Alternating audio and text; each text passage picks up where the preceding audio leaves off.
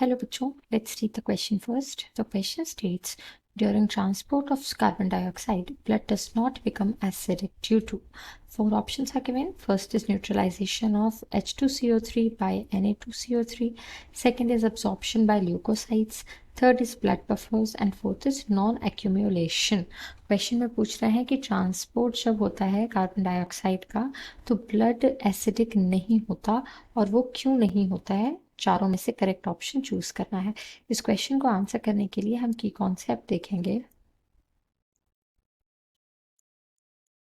About homeostasis during transport of CO2 और CO2 transport. तो क्या होता है कि ब्रीदिंग के टाइम पर, गैसेस एक्सचेंज के टाइम पर जो हम CO2 इनटेक करते हैं वो कंबाइन हो जाता है वाटर के साथ, और ये जो होता है वो थरली बना लेता है H2CO3 which is carbonic acid.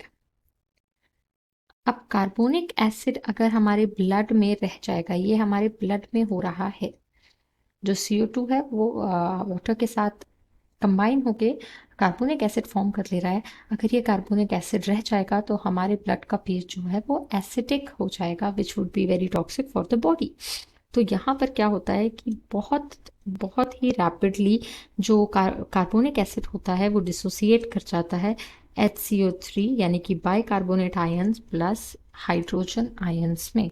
तो ये डिसोसिएशन हो रहा होता है जिसकी वजह से जो एसिडिक फॉर्म है वो नहीं रह पाता फॉर लॉन्गर पीरियड्स. ये जो इक्विलिब्रियम मेंटेन करी जाती है, this is catalysed by an enzyme known as carbonic anhydrase. ये जो पूरा सिस्टम चल रहा होता है ब्लड के अंदर, जिसमें ये डिसोसिएशन हो रहा होता है बाइकार्बोनेट आयंस में, इसको कहते हैं the bicarbonate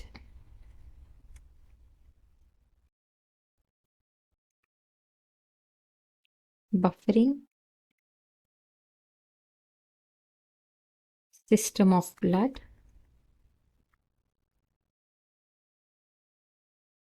which is a buffer.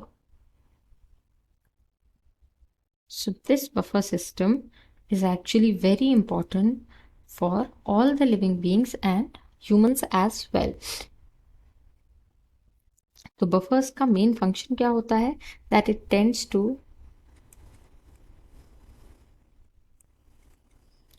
maintain a relatively constant consistency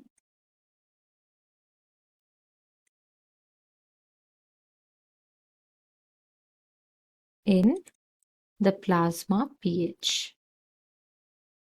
तो हमने देखा कि कैसे ये जो बफरिंग सिस्टम है जिसमें कार्बोनिक एनहाइड्रेज एक हिस्सा है जो कि कार्बोनिक एसिड को रैपिडली डिसोसिएट कर दे रहा है बाइकार्बोनेट आयंस और हाइड्रोजन आयंस में, जिसकी वजह से जो हमारा ब्लड पीएच है वो मेंटेन रह रहा है, एसिडिक नहीं बन रहा है.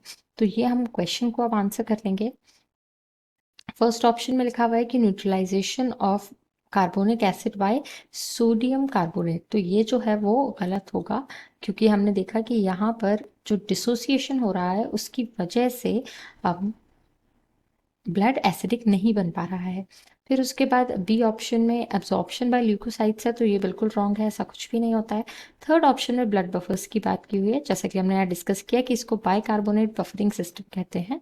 तो ये जो है वो हमारा करेक्ट आंसर होगा. फोर्थ ऑप्शन में नॉन अक्यूमुलेशन की बात हो रही है, तो ये भी हमारा करेक्ट आंसर नहीं होगा.